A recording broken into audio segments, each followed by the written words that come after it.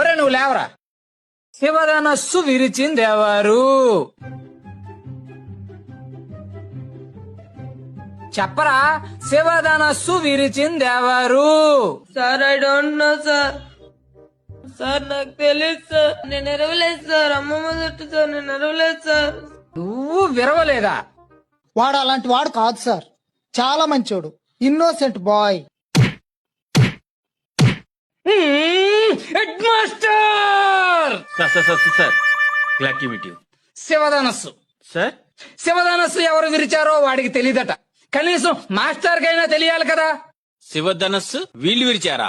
Sir I don't know sir. నేను ఎరవలేదు sir. ఒట్టు సార్. నేను ఎరవలేదు సార్. ఈ క్లాస్ వాళ్ళు అలాంటి ఏదో పని చేయరు sir. First time students 6th class వాళ్ళు అయి ఉంటారు.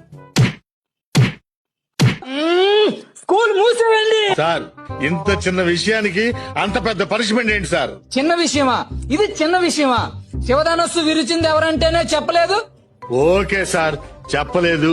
అయితే శివధనుసు విరిచేయడం స్కూల్ మూయాల్సినంత నేరమా? అవసరమైతే శివధనుసు ఖరీదెంతో చెప్పండి, కట్టేస్తాను.